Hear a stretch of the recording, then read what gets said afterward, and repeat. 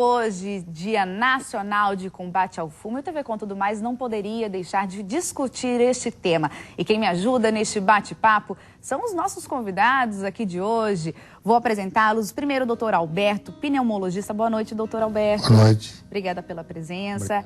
Convite. Obrigada. Também está conosco a Adriana Elias, ela que faz parte da coordenação estadual do Programa de Controle ao Tabagismo aqui em Santa Catarina. Boa noite. Boa noite.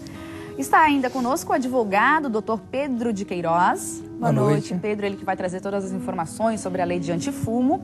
E o Jair Schmidt, ele que é servidor público e vem aqui trazer o testemunho de um ex-fumante que conseguiu vencer essa batalha. Boa noite, Jair. Boa noite, boa noite. Muito obrigada. Obrigado pelo convite. Obrigada a você. Bom, doutor Alberto, comecei o programa trazendo estatísticas bem tristes, né? Um número bem elevado de número de fumantes.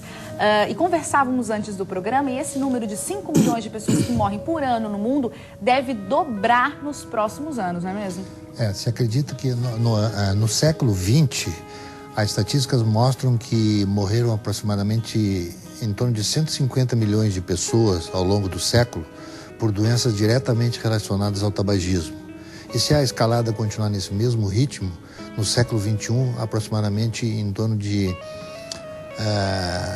2 bilhões de pessoas, 1 bilhão de pessoas poderia ir a óbito por causa de doenças diretamente relacionadas ao tabagismo. Quando a gente fala dessas doenças, a gente fala de um público apenas especificamente dos que fumam ou falamos também dos passivos que convivem com estas pessoas? Atualmente, hoje se considera de maneira muito significativa os fumantes passivos também. Porque hoje a gente considera que o fumante principal é aquele que usa diretamente o cigarro. Existe o tabagismo secundário e o tabagismo terciário também, que hoje está sendo mais reconhecido, que é aquele em que, por exemplo, a pessoa fuma fora de casa e quando ele chega em casa ele vem com todas aquelas substâncias na pele, no cabelo e na roupa, e as pessoas que estão dentro de casa inalam essas substâncias e podem também evoluir para determinadas doenças, como, por exemplo, câncer de pulmão, bronquite crônica, enfisema pulmonar, coisas dessa natureza. Bom, Adriana, você que é do conselho, da coordenação melhor do programa de controle ao tabagismo, quando a gente fala em controlar essa estatística que acabamos de revelar números assim realmente assustadores, vocês trabalham de que forma? Vocês fazem prevenção? Vocês falam em educação, em instrução para essas pessoas? Sim, né? O Estado ele trabalha com o Programa Nacional de Controle do Tabagismo, né? Que é coordenado pelo INCA e pela Secretaria de Atenção à Saúde. E cada estado tem a sua coordenação estadual. Então, esse programa, ele consiste no caso, mais na parte de tratamento, como o caso do Jair, que querem deixar de fumar, né, que tem um tratamento, tem acompanhamento em grupos ou individual, se for o caso, se for necessário. Tem os medicamentos, adesivos, medicamentos também... bupropiona, né, para casos que precisam de tratamento mais para ansiedade, né, depressão. E trabalha-se a prevenção também, porque como nas datas alusivas, como essa, o 31 de maio, e procura-se fazer, em qualquer ação de saúde, introduzir o tema do tabagismo, né, o prejuízo que ele traz às pessoas, a qualidade de vida, sempre tentar reverter essa visão, né, que às vezes tem, que fumar é legal, principalmente os jovens, né, que infelizmente são agora o principal foco da indústria, né, por fácil manipulação. Falamos em jovens, como bem disse a Adriana, doutor Alberto, quanto mais jovem começa a se fumar, maior a dependência dessa pessoa, ou isso não está necessariamente ligado? Esse aspecto é muito interessante porque a gente tem que considerar o tabagismo como uma doença pediátrica. Na verdade, as pessoas começam a fumar ainda em torno de 14 anos, 15 anos de idade. E hoje se sabe que os adolescentes que têm tendência à depressão são aqueles que mais frequentemente ficam viciados no tabagismo, porque a nicotina, que faz parte da substância do cigarro, é um poderoso antidepressivo. Aí o adolescente que tem essa tendência depressiva, quando ele começa a fumar, ele se sente melhor, isso ajuda a criar uma dependência. Além dos receptores de nicotina que essas pessoas têm em grande quantidade no cérebro, que quando a nicotina entra em contato com esse receptor, ela produz uma substância chamada dopamina que determina uma satisfação para a pessoa fica mais alegre, etc. Isso tudo contribui para a evolução do vício do tabagismo. Jair, como é que foi o teu caso? Como é que você começou a fumar e que prazeres esse vício te trouxe ao longo dos anos que te impediu de parar de fumar antes? Na verdade, antigamente tinha aquela história de que o menino, para se mostrar que era homem, começava a fumar com 12, 13 anos. E os pais fumavam perto da gente. Meu pai pedia para acender um cigarro, fogão a lenha lá, enfim, a gente iniciou esse processo bem cedo, né? Durante toda a minha adolescência, toda a minha juventude, durante toda a grande parte da minha vida adulta, fumei normalmente, né? E só quem fuma sabe que fumar é bom. Quem nunca fumou, é difícil explicar para quem nunca fumou qual é a sensação, né? Porque, como falou o doutor, ele é a única droga, é a única substância que ele te excita e te acalma ao mesmo tempo. Né? Então, você está triste, fuma um cigarro. Você está feliz, fuma um cigarro. Você está com sono, fuma um cigarro, ele acorda. Você acabou de acordar. Está com fome, fuma um cigarro, acorda. Então, esse desejo, esse hábito, essa necessidade de alimentar aquele monstrinho que a gente cria com a nicotina, ele precisa ser feito de hora em hora, né? E te dá esse prazer. Então é a única coisa que, quando não tinha lei, eu estava falando aqui pro doutor, a gota d'água que me fez parar de fumar, além de outros motivos que a gente já vinha sendo rejeitado pela sociedade, mas a gota d'água foi a parte da legislação, né? Que eu me sentia mal, tendo como se eu estivesse praticando algo ilícito, algo fora da lei, toda vez que eu fumava um cigarro. Então isso foi o que me estimulou a entrar nesse grupo, e esse grupo é realmente importante, porque o grupo ele te dá várias formas e fórmulas de você mudar esse hábito e você encontrar o dia em que você vai decidir. Porque o mais difícil não é parar de fumar. O mais difícil é você decidir que quer parar de fumar. Então essa decisão de ir no grupo é a mais difícil. Depois que você chegou no grupo, a importância do grupo é que ele vai fortalecer a tua permanência lá. E aí vai te deixar à vontade. E lá tu vai falar com pessoas que fumam, que fumaram e que ainda estão fumando. Então você se sente mais em casa e mais à vontade para dizer das tuas mágoas, os motivos, claro. Enfim.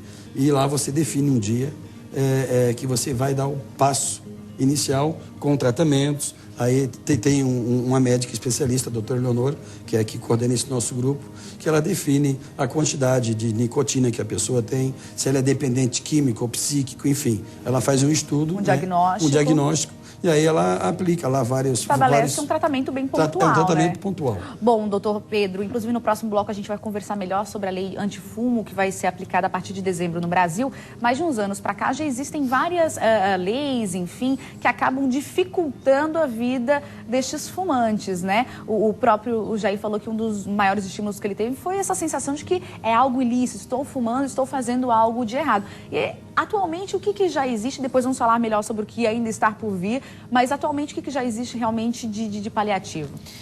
Existem duas principais normas a nível de lei federal, mas é interessante registrar até que a primeira norma que se tem conhecimento no Brasil é justamente a norma que se estabeleceu esse dia de hoje, que é o Dia de Consciência do Combate ao Tabagismo, que é a Lei 7.438 de 86. A Constituição Federal, quando promulgada, veio disciplinar de maneira quase que simbólica a necessidade de fazer a prevenção contra a propaganda do cigarro, alertando seus malefícios. E dali por diante, em duas legislações específicas, uma de 2002 e a outra de 2006, houve duas legislações que, primeiro, proibiram o uso do cigarro em locais públicos ou privados fechados, prevendo a questão dos fumódromos, e como você deve abordar no próximo bloco, a questão, por exemplo, da aviação veio numa lei posterior, quer dizer, primeiramente se legislou a isso e esqueceu dos aviões, e depois vem a evolução, como você deve falar no próximo bloco, para proibir, inclusive, agora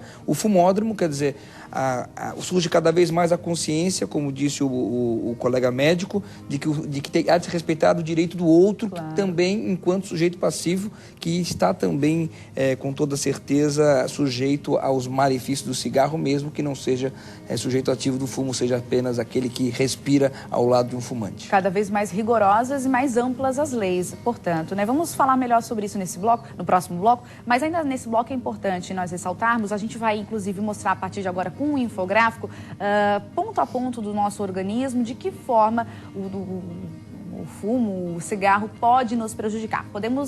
O doutor Alberto vai me ajudar a partir de então. Então, realmente, como a gente já sabe, né, doutor, são muitas as toxinas dentro do cigarro e a gente vai passar adiante, inclusive, nesse material que nós separamos, que as duas principais das toxinas, é a nicotina, né, doutor? A nicotina é que faz o indivíduo ficar, vamos dizer, viciado no tabagismo, porque, como eu falei, a nicotina atua nos receptores nicotínicos do cérebro, produzindo dopamina. E a dopamina justamente é que dá essa sensação que o colega Jair aí comentou a respeito da necessidade cada vez maior de fumar mais, de ter mais fumaça, de ter mais nicotina, para ter mais dopamina e ter mais satisfação. Então, a nicotina vicia especialmente o cérebro. E no caso do alcatrão?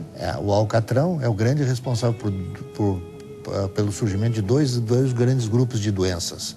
A doença pulmonar obstrutiva crônica, que é constituída pela bronquite crônica e o enfisema pulmonar, e pode também induzir ao câncer pulmonar, não só o câncer de pulmão, claro. Câncer de boca. Vamos passar adiante, inclusive, no infográfico, doutor, que daí a gente vai falando ponto a ponto. Perfeito. Acho que é bem importante. Podemos passar adiante, avançarmos então. Tem, inclusive, o senhor já falou das duas principais, mas há muitas outras substâncias, né, doutor? Sem dúvida. A cetona, ela só é muito lixo, realmente. Cetona, a amônia também está presente, podemos várias avançar. Substâncias tóxicas.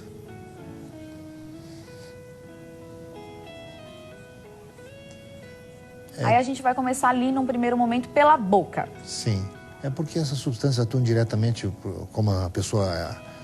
Ela traga o cigarro, imediatamente na hora que ela faz a sucção, essas substâncias todas, a fumaça passa pela mucosa oral e à medida que os anos vão passando, vão surgindo alterações nas células da mucosa oral. Perfeito. Aí o sujeito pode ter câncer de gengiva, e assim vai indo. Podemos ir avançando.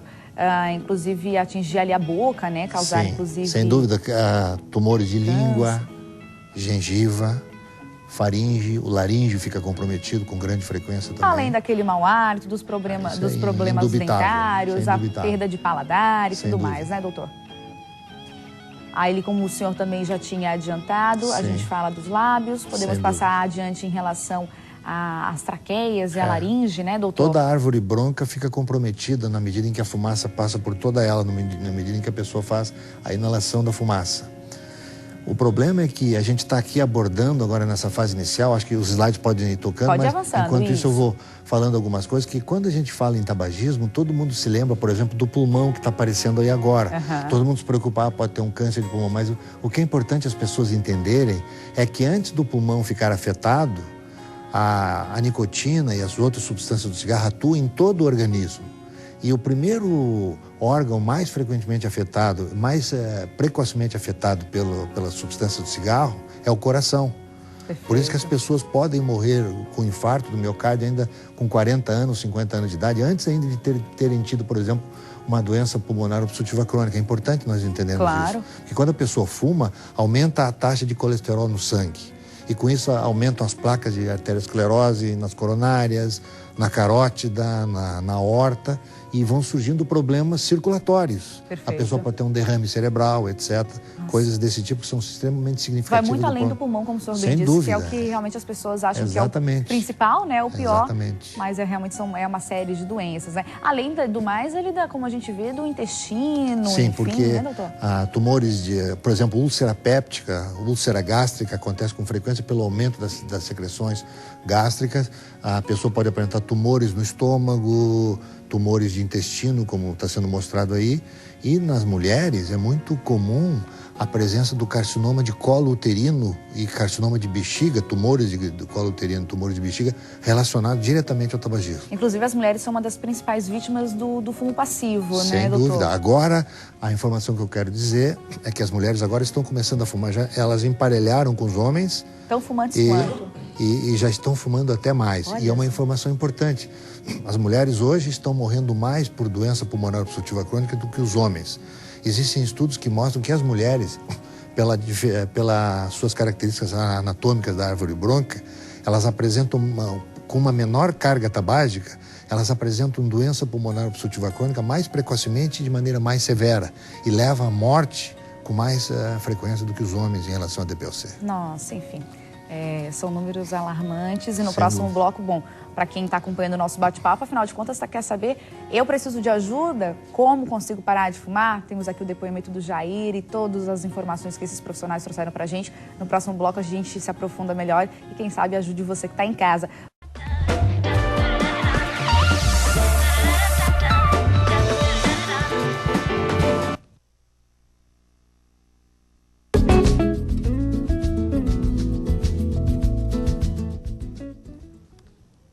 TV Com Tudo Mais de volta conversando sobre cigarro nesta sexta-feira, Dia Nacional de Combate ao Fumo. Bom, agora eu quero saber do Dr. Alberto, pneumologista, quem está nos acompanhando já deve estar curioso para saber, afinal de contas, como eu posso conseguir parar de fumar, doutor? Essa é uma pergunta extremamente interessante. Ela depende muito tanto do médico quanto do paciente. Na verdade, como foi colocado aqui já muito apropriadamente pelo Jair, que é um ex-fumante, fumar é extremamente prazeroso. É um prazer muito grande que a pessoa tem quando fuma. De maneiras que quando a gente tem que dar notícia que a pessoa tem que parar de fumar por várias razões, é uma notícia que não é recebida com muita alegria pelo paciente, porque é uma tarefa que vai ter que ser cumprida. Muito bem. Então, na verdade, o primeiro item nessa abordagem é fazer com que o indivíduo entenda e ele participe desse desejo de parar de fumar. É o primeiro ponto. Senão a gente faria um decreto e todo mundo pararia de fumar. Claro. E o segundo ponto é escolher o tratamento adequado para a pessoa. Tradicionalmente, no tempo em que, há alguns anos atrás, em que não havia ainda drogas suficientemente adequadas para tratar o tabagismo, fazia-se apenas uma terapia do ponto de vista mais psicológico, reuniões de grupos e etc. O problema de reuniões em grupos é que as pessoas hoje em dia quase não têm muito tempo para se reunirem, para ficarem conversando. E, na verdade, os assuntos que são lá discutidos, a maioria das pessoas já sabe. Todo mundo sabe que cigarro faz mal, qual é o problema que pode acontecer, etc, etc, etc. Então, hoje a Organização Mundial de Saúde preconiza linhas de tratamento do ponto de vista farmacológico. Primeira linha de tratamento. Existem duas drogas clássicas que ao longo do tempo têm sido utilizadas. A primeira delas é a nicotina. A nicotina tem um inconveniente muito sério, principalmente para os cardiopatas. Ela pode desencadear arritmias cardíacas, aumentar a pressão arterial, várias coisas nesse sentido. A segunda droga é a bupropiona, que na verdade ela foi descoberta como tratamento para o tabagismo, por uma casualidade. Eles estavam tratando pacientes com depressão com a bupropiona, que é um antidepressivo, e alguns pacientes fumantes subitamente paravam de fumar e se descobriu que, muito provavelmente, não se sabe bem o mecanismo, a bupropiona também atua naquele mecanismo da dopamina, fazendo com que a pessoa então substitua aquela dopamina produzida pela nicotina por essa produzida pela bupropiona. Mas o mecanismo dela ainda não está totalmente reconhecido e não se sabe exatamente qual é a razão pela qual ela funciona. Perfeito. O que a gente indica atualmente, então? Bom, na verdade, a droga que hoje tem evidência científica que é mais poderosa para o tratamento do tabagismo é a vareniclina. A vareniclina é uma droga que está sendo utilizada há mais ou menos uns 10 anos a nível mundial e ela tem uma característica muito interessante. A molécula dessa droga é extremamente parecida com a molécula da nicotina. Então, quando a pessoa ingere o medicamento, essa droga circula pelo organismo e ela engana o receptor da nicotina no cérebro. Por meio de um adesivo, doutor? Não, é por comprimidos. A pessoa toma o remédio. Oral. Os adesivos são de nicotina e a eficácia deles está em torno apenas de 9%, mais ou menos. De cada 100 pessoas, só 9 param com adesivo. E dos comprimidos? Bom, aí a gente pode chegar em 40%, 45% com uma tentativa só. Nossa. Tem estudos que mostram 50%. A nossa experiência é um pouquinho mais do que 50%. Mas é interessante porque ela penetra, a vareniclina penetra no receptor e não permite que a nicotina entre no receptor. Mas como ela é muito parecida com a nicotina, ela engana o receptor e faz com que o receptor produza uma dopamina muito semelhante àquela que ele necessita para não ter a fissura, essa que o Jair comentou, que a pessoa sofre muito quando não usa cigarro. Então, o tratamento é feito por 12 semanas e a gente consegue, com bastante tranquilidade, pelo menos na metade dos pacientes, com uma só tentativa, resultados bastante interessantes. Isso é o de mais novo e eficiente que nós temos até então. A droga atualmente é reconhecida em todos os estudos científicos como, no momento, a droga mais poderosa. Existem estudos agora nos Estados Unidos com vacinas anti-nicotina. Só que não se conseguiu ainda atingir o grau suficiente de confiabilidade dessas drogas. Como é que é feita? Qual é o pensamento que vai se fazer no futuro? A pessoa nasce ainda em criança, é vacinada com um anticorpo contra a nicotina, e aí a pessoa desenvolve é vacinada com essa substância, e aí a pessoa desenvolve anticorpos contra a nicotina. Mas quando ela for fumar, ela não vai ter prazer nenhum, porque o anticorpo ele vai englobar a nicotina e não vai permitir que a nicotina penetre o receptor. Olha, tá Esse aí. é o futuro. Realmente Só que quando a gente avanço. fala agora, um doutor aí da área jurídica comentou, é muito interessante isso. Quando a gente fala em tabagismo, a gente está falando de uma coisa que envolve muitíssimo dinheiro. Só tem uma coisa, duas coisas que superam o comércio do cigarro. Uma é o petróleo, é o nível de petróleo que circula dinheiro vivo. Segundo, são as drogas ilícitas. Em terceiro lugar, vem o tabagismo. Portanto, nós estamos falando de uma coisa extremamente... É uma indústria realmente grande, né? Financeiro, e por isso que as leis demoram tanto para modificar em relação, porque existem muitos interesses envolvidos nesse Com aspecto. certeza. Mas para esse ano, né, doutor Pedro, já teremos um avanço a partir de dezembro. A lei de antifumo vai entrar em vigor no Brasil. O que ela prevê de forma sintética, assim? Sintetizada, ou melhor? O doutor colocou muito bem, importante salientar que o Brasil, até por não ser uma indústria consagrada na plantação, mas não na produção, é a legislação mais avançada do planeta, e vem uma nova legislação ainda mais restritiva, numa evolução que historicamente é recente, porque justamente a indústria do fumo sempre escondeu esses malefícios, né, de toda a sociedade, inclusive com pareceres médicos que naquela década de 70 diziam o contrário. Mas, enfim, está se retirando do mercado com essa nova legislação, nesse processo evolutivo, que, por exemplo, o Ministério da Saúde, em todos os seus órgãos, já havia proibido os fumódromos já há mais de década, desde 2006. Uhum. Então não é uma novidade, é apenas uma consagração de diversas legislações municipais e estaduais que também vieram proibindo os fumódromos. E proibir por quê? Para quem está em casa compreender exatamente a questão macro, a questão ética da proibição dos espaços do fumódromo. Que, por exemplo, num grande restaurante, num grande local aberto ao público, com essa discriminação para os fumantes, bem ou mal, aquele servidor, o garçom, aqueles que fazem a limpeza das mesas, como disse o próprio médico, né, vão estar em contato com essa substância. Então, não é justo que essas pessoas tenham que atender, mesmo que nesses espaços restritos, e estejam sujeitos a essa contaminação. Então, por uma questão mesmo ética, e a lei sempre decorre da ética, daquela questão do convívio de sociedade, você vai ter uma evolução no Brasil para proibir a possibilidade de fumar, ainda que em espaços privados. Evidentemente, a pessoa vai poder fumar lá no espaço de ambiente externo da sua casa, ou mesmo das ruas em geral. E essa é a grande evolução. O aumento da propaganda contra o cigarro. O Brasil também é precursor daquelas propagandas drásticas contra o fumo, né, que aparece estampado nos versos dos maços de cigarros.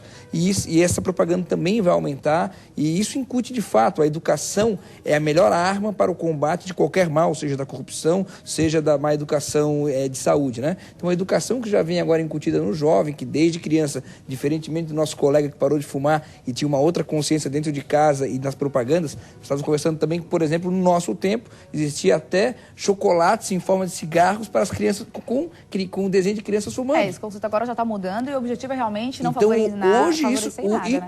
A criança ou adolescente que já nasceu na década de 80 e 90 já não passou por esse processo. Ótimo. E, portanto, não tem a educação, muito pelo contrário, ele já tem a educação de repulsa ao tabagismo. E agora, cada vez mais rígido e privilegiando os que não fumam. A lei agora, como bem disse o doutor Pedro, é bem específica nesse aspecto.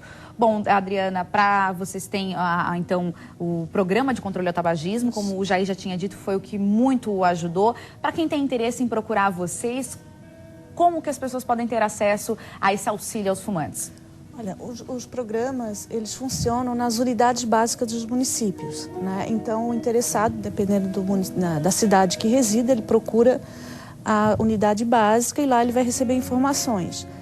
Nós temos no estado hoje 272 municípios com o programa implantado. E vocês oferecem, inclusive, remédios, doutor Adriana, ou melhor? Então, são os remédios, né, que o doutor falou, são os anteriores, né, que é o que o governo oferece, que o sistema oferece. São os adesivos de nicotina, tem gomas e pastilhas também de nicotina e a bupropiona.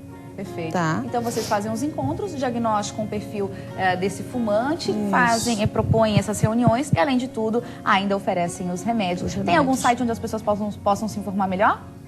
ele pode ir no site então da DIV, www.div.sc.gov.br. Lá tem todas as unidades, mais de 200 pelo estado, onde as pessoas podem procurar. Perfeito. Ok. Muito obrigada, Adriana. E para nós encerrarmos então este bloco de saúde, quero ouvir rapidamente do Jair. Então, falando diretamente com outras pessoas que estão nos ouvindo nessa sexta-feira, que passam pelo mesmo problema, Jair. Eu vou falar com você que fuma, né? A grande vantagem que podemos encontrar ao parar de fumar é que com a consciência e com a vontade nós vamos conseguir nos libertar dessa escravidão. Nós vamos conseguir dar um passo para a liberdade. Ser livre é algo que mexe muito na nossa vida e na vida das pessoas que convivem conosco, nossos familiares, os nossos amigos, nossos parentes. Eles vão dar essa força para você que quer parar de fumar. Então procure esse posto de saúde, esses órgãos que tem esses grupos de diálogo, onde a gente vai buscar uma forma, uma maneira de convencê-lo a se convencer de que parar de fumar é a melhor maneira. Opa, fica aí o estímulo, né? O exemplo de quem já venceu e que realmente deixa aqui o relato de que você também pode vencer. Bom, agradeço a cada um de vocês pela vinda. Muito obrigada. Realmente foi muito pertinente tratarmos do assunto hoje. Muito obrigada. Boa noite. Boa noite. Boa noite a você.